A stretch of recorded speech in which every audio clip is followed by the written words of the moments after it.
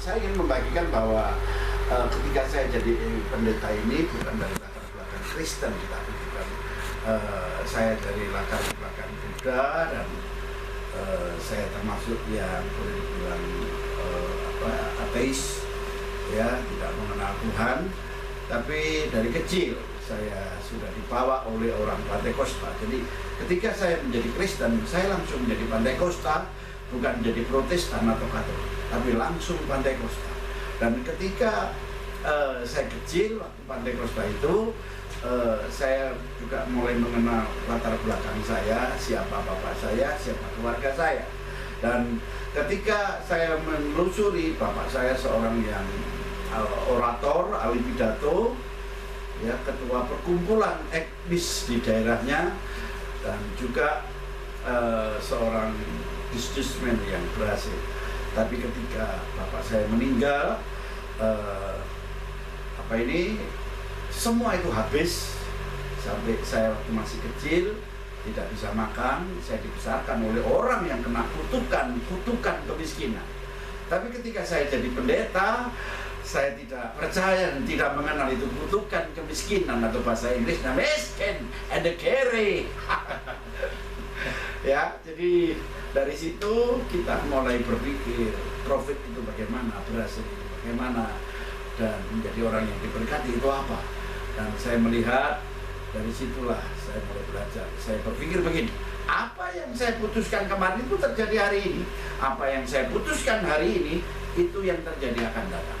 Dan saya pastikan itu pasti terjadi. Karena apa? Sudah saya alami.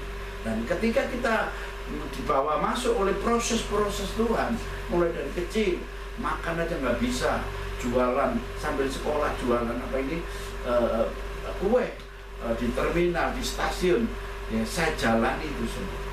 Dan saya meyakini setelah saya jadi pendeta, saya punya komitmen, saya punya keyakinan, saya harus melakukan yang terbaik. Dan ketika saya melakukan yang terbaik, maka saya melangkah atau menaiki tangga-tangga keberhasilan itu dari yang terbaik satu ke yang terbaik yang lain, sampai akhirnya saya jadi ketua dari Persekutuan Gereja-Gereja Pantekosta Indonesia di Surabaya, dan sampai ke melangkah ke dunia internasional, termasuk disebut dengan masyarakat internasional. Nah, Bapak Ibu yang dikasih Tuhan, yang penting di sini konsep-konsep berpikir sederhana itu harus ada pada kita, yaitu antara lain adalah kalau saudara punya masalah besar, masalah itu harus dikecilkan, masalah kecil harus ditiadakan, dan jangan cari-cari masalah, ya. Jadi masalah itu tidak usah dicari, sudah banyak menyepung kita, menumpuk kita. Tapi dengan Tuhan kita bisa menyelesaikan apapun masalah itu. Karena apa? Tuhan berkata, datanglah kepadaku hai yang letih lesu dan yang berbeban berat, karena aku akan memberikan kelegaan kepadamu. Saya kira itu. Oke. Ada lagi yang saya mau tanya Pak Elia. Ya. Pak Elia tadi cerita bahwa asal muasal dulu itu memang sempat susah. Ya. Sempat susah, dan bahkan saya pernah dengar katanya pernah tidur di emper-emperan, Ya. seperti itu. Dan Pak Elia tidak berpikir untuk bagaimana, untuk berpikir profitnya, bagaimana bisa berhasil sehingga bisa melewati atau bangkit dari kesusahan itu. Pertanyaan saya adalah, kenapa Pak Elia tidak berpikir untuk bekerja lalu bisnis untuk bisa mendapatkan profit, tapi kenapa kok bisa Pak Elia jadi pendeta?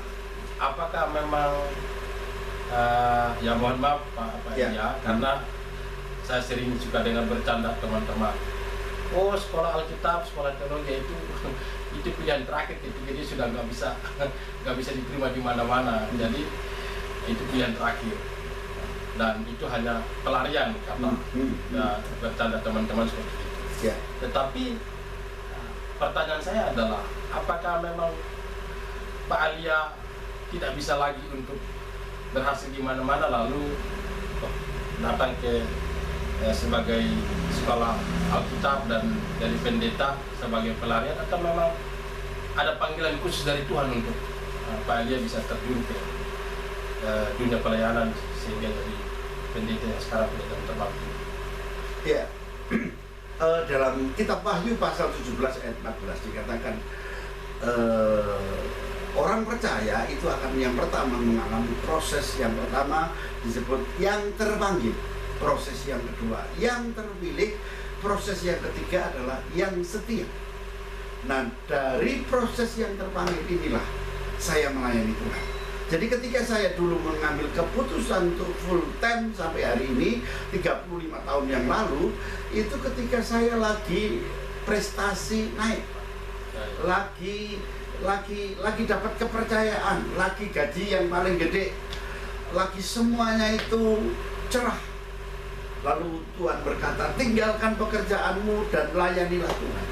Saya ingat waktu itu saya dirangkul oleh Pak Damaris, kamu harus jadi netinen, artinya budak bait Allah, yaitu jadi pendeta melayani Tuhan. Nah, sejak itu saya atur pekerjaan saya, langsung saya keluar dengan baik-baik kepada bos saya pamit kalau saya mau jadi pendeta. Nah, itu sampai sekarang.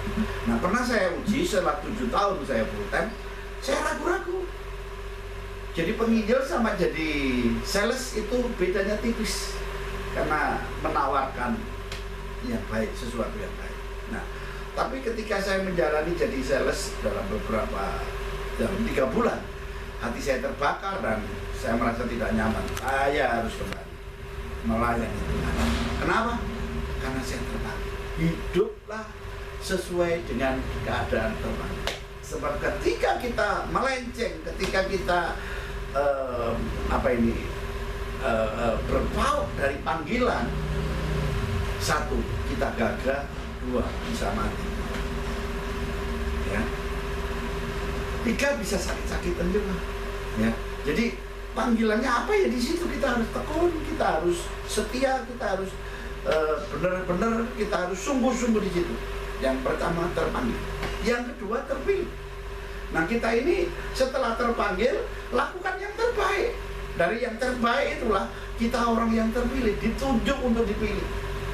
Dan dari orang yang terpilih, ketika kita tetap terus di posisi di mana kita dipanggil, kita akan jadi orang yang setia. Endingnya kita akan finishing well, setia sampai mati. Saya kira gitu. Amin. Oke, berarti biar publik bisa tahu bahwa memang Pak Elia menjadi pendeta ternyata memang bukan pelarian, karena memang sebelumnya Pak Elia sudah punya kerja yang dikatakan cukup mapan, ada hasil untuk bisa. Tetapi memang Pak Elia harus keluar dari kerjaan itu, lalu masuk menjadi hamba Tuhan atau pendeta dan pelayanan sampai hari ini, karena murni bukan pelarian, tetapi memang ada panggilan Tuhan. Dan itu terbukti ketika Pak Elia bisa diberkati dengan luar biasa, bisa sekolah di luar negeri, dan bahkan sudah keliling dunia. Setahu saya sudah sampai ke Israel, ke Filipina, ke Cina, ke Hong Kong, ke beberapa negara-negara yang Pak Elia sudah kunjungi, dan itu bukti bahwa memang Pak Elia pelayanan karena panggilan Tuhan, bukan pelarian. Terus yang terakhir, saya lihat Pak Elia ini selain sebagai hamba Tuhan yang memang sudah punya jam terbang tinggi, tapi sepertinya saya lihat Pak Elia ini punya otak politik juga, juga cukup jago gitu. Dan kalau tidak salah, saya dengar Pak Elia ini, saya tahu saya ya, tapi nanti Pak Elia yang bisa klarifikasi. Saya tahu saya Pak Elia ini salah satu pendirinya Partai PDS. Nah, dan pada waktu Partai PDS berdiri, ada cukup banyak hamba Tuhan yang mencalonkan diri menjadi anggota DPR, dan mereka berhasil waktu itu untuk menjadi anggota DPR. Pertanyaan saya adalah, Pak Elia juga tidak kurang juga untuk jago politik, pengetahuannya politik, dan juga Pak Elia sebagai pendiri partai juga, salah satu partainya itu Partai PDS. Kenapa Pak Elia tidak mencalonkan diri ke situ? Oke, saya akan menjawab. Yang pertama, klarifikasi bahwa saya bukan pendiri PDS, saya pernah jadi sekretaris PDS di Surabaya. Itu Dan hari ini saya menjadi ketua sayap dari Partai Perindo yang dipimpin oleh Pak Haritanu. Ini ada kesalahan dikit, jadi mau diulang. Itu ulah yang dari mana? Yang baru sih. Oke. Ya, saya klarifikasi sedikit bahwa saya bukan pendiri PDS, tapi saya sekretaris PDS di Surabaya. Dan ketika teman-teman jadi DPR, saya memilih untuk tidak mencalonkan diri, jadi tidak jadi DPR. Tapi hari ini saya jadi salah satu ketua sayap yang ada di Perindo, namanya Gerakan Kasih Indonesia, ketua Jawa Timur. Dan kemarin kita membawa ada teman-teman saya yang kita calonkan jadi anggota DPR, dan mereka hampir jadi bukan gagal jadi, tapi hampir jadi. Nah, menurut saya begini, Tuhan Yesus pernah berkata dalam Manifesto Nazaret, ya, Manifesto Nazaret itu cerdik seperti ular, tulus seperti burung merpati. Itu bahasa politik Tuhan Yesus. Nah, kalau saudara tanya bahwa apa dasar politik saya punya DNA politik. Satu.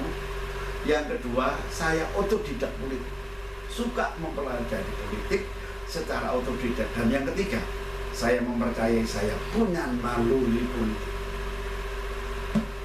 Ya, nah, kenapa begitu? Karena kita ini berjuang di bumi. Nah, politik ini yang pertama ada politik bisnis, yang kedua ada politik kepentingan, yang ketiga ada politik pembelaan, atau yang disebut dengan politik sosial politik, ya. Dan yang keempat ada politik asal-asalan atau ikut-ikutan. Nah, kita yang mana? Politik itu singkatan poli itu rumah, tik itu taktik, rumah taktik. Jadi yang pertama itu politik bisnis, itu tingkat tinggi. Ya, kita mengenal orang Yahudi, lobby Yahudinya itu politik bisnis. Yang kedua ada yang disebut dengan kepentingan politik.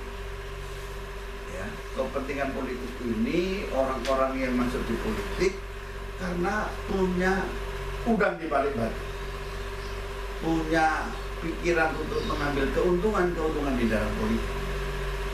Tapi yang ketiga ini yang disebut sosial politik atau politik sosial, politik membela orang lain yang dia jalani. Politik membela orang, dan politik inilah yang dianut oleh tokoh-tokoh kita di Orde Lama. Ya, kita mengenal Tan Malaka, kita mengenal Soekarno, kita mengenal Pramudia Anantatur. Ya, itu orang-orang kelas dunia. Itu politiknya politik pembelaan, politik sosial politik. Dan saya meyakini sosial politik ini ketika kita memimpin orang, wah banyak sekali. Nah, itu. Tapi orang-orang yang politik bisnis, oh mereka bermain. Lu jual apa, saya beli apa, gitu. Tapi kalau politik kepentingan, saya dapat apa, tapi saya nggak mau keluar apa. Nah, ini politik. Saya kira itu. Oke Pak Elia, kita ada di poin yang terakhir. Nanti poin yang terakhir ini sekalian Pak Elia bisa menjelaskan poin terakhir ini sekalian untuk memberikan kata-kata penutup atau kata sambutan pesan-pesan terakhir. Yaitu gini, yang saya mau ngomong dari apa yang Pak Elia ngomong ini, ada satu pelajaran yang kita bisa ambil adalah saya ngomong berdasarkan pengalaman hasil temu dari teman-teman di lapangan. Jadi begini, ada beberapa teman yang saya tidak tahu mereka mau ikut terjun ke pelayanan seperti bisa pelayanan terbaik tinggi seperti Pak Adia. Lalu mereka mengambil keputusan untuk sekolah Alkitab dan mau melayani. Tetapi saya tidak tahu apakah mereka ini karena panggilan atau karena memang pelarian tadi. Nah, bagaimana membedakan kalau yang panggilan sama pelarian? Karena ada beberapa temannya dia harus sekolah Alkitab dan melayani, tapi ketika dia sudah sekolah Alkitab dan dia terjun dalam pelayanan, tapi dia jadi hidup tambah susah. Tetapi ada yang memang dia di dalam pelayanan dia diberkati berkat Tuhan luar biasa, berkati dalam arti berkat bukan hanya materi, tetapi buah-buah pelayanannya itu bisa dilihat, kelihatan jelas. Sehingga pertanyaan adalah, atau semacam Pak Ali bisa memberikan gambaran atau pesan adalah sebaiknya bagaimana, apakah orang kalau yang mau sekolah Alkitab itu benar-benar harus panggilan? Karena kalau nanti itu bukan panggilan, takutnya dia nggak berkata, dia merasa dia nggak dipelihara Tuhan, dia kecewa dengan pelayanan. Padahal sebetulnya mungkin dia dari awal tidak bertanya, atau mungkin apakah memang dia bukan dipanggilan khusus untuk pelayanan, tapi dia hanya pelarian, atau seperti apa. Jadi mungkin Pak Elia bisa jelasin sekalian, memberikan kata-kata pesan, sehingga mungkin ada generasi muda yang nanti mau ambil keputusan untuk sekolah Alkitab, mereka bisa harus berpikir dengan mata, sehingga mereka tidak salah jalan. Jadi sebaiknya lebih baik mereka berkarya di dunia sekuler, tetapi membawa pesan-pesan Tuhan, membawa kehidupan Tuhan untuk memberkati dunia, atau memang dia dipanggil Tuhan secara khusus, dia harus melayani di dalam pelayanannya itu melalui sekolah Alkitab dan melayani penginjilan dan lain-lain. Silakan. Ya, jadi mengenai pelayanan, yang pertama ini yang terjadi di dunia milenial sekarang, melayani karena lingkungan. Orang itu dalam lingkungan rohani, lingkungan pendeta, anaknya pendeta, ini lingkungan. Yang kedua, melayani karena bakat. Misalnya dari kecil suka nyanyi, mimpin pujian, lulus SMA, pengen sekolah pendeta, ini bakat. Ada melayani karena ya kita bilang kejadian, keluaran. Kalau kejadian kayak saya ini langsung terpanggil kejadian, baru sekolah keluaran, baru sekarang jadi pendeta, imamat, lalu ditambah bilangan dan ulangan gitu. Nah, yang ketiga karena keturunan, ya keturunan, jadi orang tuanya pendeta, mau nggak mau anaknya jadi pendeta, itu ada. Tapi apakah itu Alkitabiah?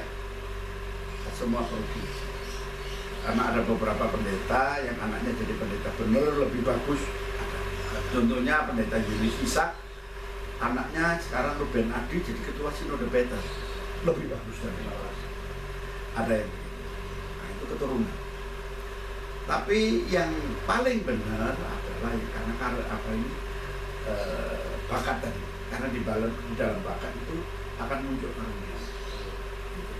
Nah, tentang panggilan dan pilihan itu berjalan dengan proses. Orang itu tahan nggak dengan proses jadi pendeta? Untuk digaji 31 hari, untuk makan nggak makan mesti harus gandol gusti, ya mengandalkan Tuhan. Nah itu nggak apa. Saya sudah jalani itu 35 tahun dan menurut saya berani garansi dan asuransi kalau kita melayani Tuhan sungguh-sungguh, burung di udara jadi pelihara, kita lebih dari burung di udara. Artinya kita ini raja wali, bukan emprit, bukan burung pipit. Burung pipit aja dipelihara. Nah kita raja wali, lebih dari itu. Kita bisa terbang, kita bisa berbuat sesuatu, kita bisa seperti janji Tuhan berkata, lakukan perkara-perkara besar. Itulah yang membuat kita berkata. Amin. Berarti kesimpulan adalah Pak Elia setuju nggak? Artinya kalau bukan panggilan di pelayanan, sebaiknya pelayanan di dunia sekuler bekerja, lalu bisa menjadi berkat di dunia sekuler kalau memang bukan panggilan. Kalau jadi begini Pak, sekarang ini nggak ada panggilan, nggak ada pilihan. Dunia milenial ini berkembang ini sudah lain dengan dulu. Kalau zaman dulu itu perjanjian lama, kita ada dipanggil Tuhan. Ini pendapat saya ya. Kalau dulu zaman saya itu mesti dipanggil Tuhan, mesti dipilih Tuhan. Kalau sekarang enggak. panggilan apa ini? Itu tadi karunia, lingkungan,